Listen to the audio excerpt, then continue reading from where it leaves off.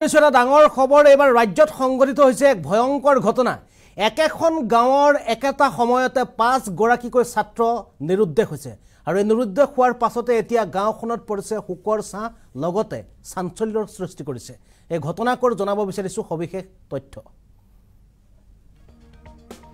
হঠাৎ একেলগে নিৰুদ্দেশ হল এখন গাঁৱৰ 5 গৰাকীকৈ ছাত্ৰ হঠাৎ নিৰুদ্দেশ হৈছে খেলিবলৈ ঘৰৰ পৰা ওলাই যোৱাৰ পাছতে নিৰুদ্দেশ হৈছে 5 গৰাকীকৈ ছাত্ৰ 5 ছাত্ৰক বিচাৰি নাৰায়ণপুৰৰ বালিপুখুৰী গাঁৱত লাগিছে এতিয়া হাহাকাৰ নাৰায়ণপুৰৰ বালিপুখুৰীত এতিয়া হাহাকাৰ লাগিছে 5 ছাত্ৰক দেখা নাপায় পৰিয়ালত এতিয়া কান্দোনৰ ৰুল উঠাৰে 5 গৰাকী কিশোৰ কোনো দুষ্ট চক্ৰৰ কবলত পৰাৰ আশংকা প্ৰকাশ কৰিছে পৰিয়ালে হাৰমতি ৰেল ষ্টেচনত 5 ছাত্ৰক ট্ৰেইনত উঠা দেখা পোৱাৰ সন্দেহ একাংশৰ নৱম শ্ৰেণীৰ সন্তোষ বৰা দশম শ্ৰেণীৰ দেৱজিৎ বৰা সপ্তম শ্ৰেণীৰ থগেন বৰা নৱম শ্ৰেণীৰ গৌৰী শইকীয়া আৰু দ্বাদশ শ্ৰেণীৰ মানসজ্যোতি দাস নিৰুদ্দেশ এই 5 ছাত্ৰ নিৰুদ্দেশ হোৱাৰ পাছত এতিয়া দুটাকৈ ফোন নম্বৰ দিয়া হৈছে 9387414488 আৰু দ্বিতীয়টো নম্বৰ আমি আপোনালোকক জনাই আছো আৰু এই 5 ছাত্ৰৰ যদি কোনো সম্ভেদ পায় তেনেহলে উক্ত নম্বৰত যোগাযোগ কৰিবলৈ আহ্বান জনাইছে পৰিয়ালৰ লোকে আৰু সেই বিশেষ নম্বৰ দুটা হৈছে 9387414488 আৰু দ্বিতীয়টো নম্বৰ হৈছে 9954141333 আৰু এই তিনিটা নম্বৰ জৰিয়তে আপোনালোকে যোগাযোগ কৰক পৰিয়ালৰ সৈতে কিয়নো একেখন গাঁৱৰে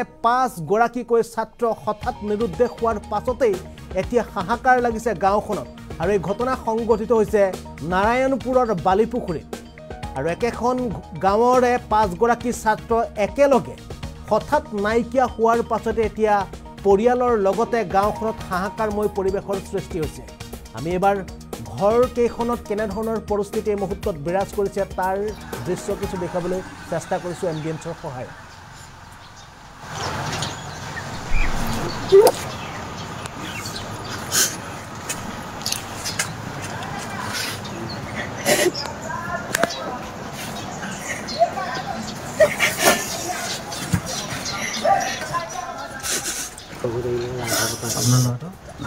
মানসজ্যোতি দাস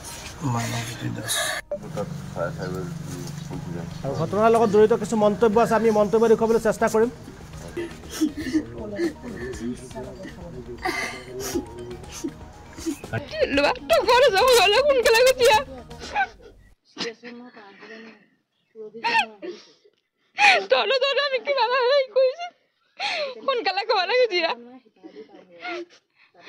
এটাই লোৱা নেকি লোৱা এটা ছোৱালী এজনী দেৱজিৎ দাস মোৰ লোৱা নাম কালি 3:30 বজাতে ঘৰৰ পৰা আহিছে আহি এটা খেলা ধূলা কৰি আছিলে স্কুলৰ ওচৰত এটা ফ্ৰণ্টৰ স্কুলৰ ওচৰতে দোকানত পকৰি খাই বহি আছে বুলি কৈছিলে 4:00 বজালৈকে তাৰপিছত আমি ভাবিছোঁ খেলি আছে আহিব কিন্তু সন্ধিয়ালৈকে অহা নাই যেতিয়া বাপেক আহিছে কামৰ পৰা মই বোলো ল'ৰাটো এতিয়ালৈকে অহা নাই তাৰপৰা বাপেকে চেন্দান বান্ধি যোৱা মেলা আছে চাবলৈ গৈছে বোলে তাত নাই ন তেতিয়া আমি ভাবিছোঁ ওলাই ভালে সিফালে চাইছোঁ নাই বিচাৰি পোৱা নাই দেখি আমি তেতিয়াহে আমি ভাবিছোঁ যে নাই ক'ৰবালৈ গ'ল যিহেতু নাই আৰু এতিয়া কোনোবাই যদি পায় দেখে জনাব লাগে মানে ক'ম কি ক'ম আৰু কালি 4টামান বজাত মোৰ লোৱা এটাই স্কুলৰ পৰা আহিলে আহি দোকানত আছিলে দোকানৰ পৰাই আহিছে একো কৈ যোৱা নাই ঘৰত লেট্ৰিন কৰিব লাগিছে বুলি ঘৰলৈ আহিলে আহি পেলাই তেতিয়াৰ পৰা নাই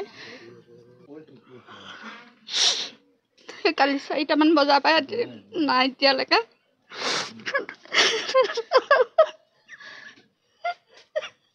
কালি মানে প্ৰায় 4মান বজাত আমাৰ ল'ৰা মোৰ নিজৰ ল'ৰা সন্তোষ বৰা আৰু লগত এটা লগৰীয়া 4জন আৰু এজন 5জন টোটেল দিলজান বুলি কয় সেইজনৰ সৈতে বৰ্তমান কালি 4মান বজাৰ পৰা ধৰি মানে অনুসন্ধান পোৱা নাই একেটা চুবুৰীয়া গোটেইকেইজন একেলগতে খেলা ধূলা কৰি থকা মানে বিচাৰি পোৱা নাই মানে 4মান বজাত ভাবিছোঁ যে খেলা ধূলা কৰি আছে ক'ৰবাত আৰু নিশ্চয় সন্ধিয়া লাগিব ঘৰলৈ আহিব সন্ধিয়া যেতিয়া লাগি গৈছে তেতিয়া টাইম হৈছে তেতিয়া বিচাৰ কোচা হৈছে যে অহা নাই এতিয়ালৈকে মোৰ দোকান আছে দোকানৰ পৰা মাকলৈ ফোন কৰিছোঁ যে বোলে লৈ আহিল নে বোলে নাই আহা মাকে ফোন কৰিছে 7টামান বজালৈকে বিচাৰ কোচা হৈ যেতিয়া হোৱা নাই তেতিয়া লগালগ দোকানখন বন্ধ কৰি মেলি মানে লগৰ এজন তাৰ লগৰীয়া মানে এজন লগত লৈ মই হাঁমতি ষ্টেচন পালোঁগৈ। হাঁমতি ষ্টেচনত তাত মানে সোধা পোছা কৰিলোঁ। কোৱাত তেতিয়া যেনিবা কিছু লোকে দেখিছোঁ বুলি কৈছে। অচিনাকি ব্যক্তি সেইকেইজনো চিনাকি নহয়। তেতিয়া কৈছে যে বোলে দেখিছিলোঁ 4জন ল'ৰা ইয়াত ঘূৰি আছে। তাৰপৰা এনেকৈ দনি পলুখন আহিছিলে, আহি পেলাই বোলে ৰাখিছিলে। তেতিয়া উঠিছিলে হাবিৰ মাজত এনেকৈ আন্ধাৰত ৰখি আছিল বুলি কৈছিলে। বোলে আকৌ সেই একেটা দবাতে গোটেইকেইজন উঠি যোৱা কিন্তু মই দেখিছোঁ। কিন্তু একদম সমান চাইজৰ লোৱা আৰু হয়ও তেতিয়া মানে গোটেইকেইজনে সমান চাইজৰ, সমান বয়স হয় মানে গোটেইকেইজন পঢ়ি আছে। আমাৰজন এইবাৰ ক্লাছ 9ত আৰু এইটো বৰ্ণাহানি হাইস্কুল।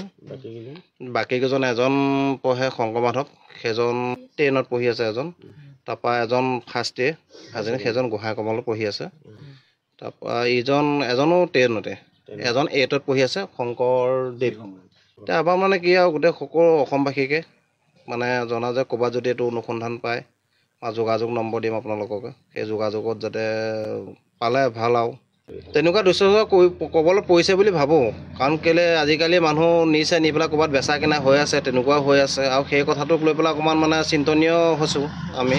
প্ৰশাসনৰ প্ৰতি এটাই আহ্বান, প্ৰশাসন গোটেই ভাৰতবৰ্ষৰ প্ৰশাসন যিমানখিনি আছে আপোনালোকৰ যোগেদি সেইমতে যাতে অনুসন্ধানটো লৈ মেলি আমাৰ ল'ৰাকেইটাক যাতে উদ্ধাৰ কৰি দিয়ে।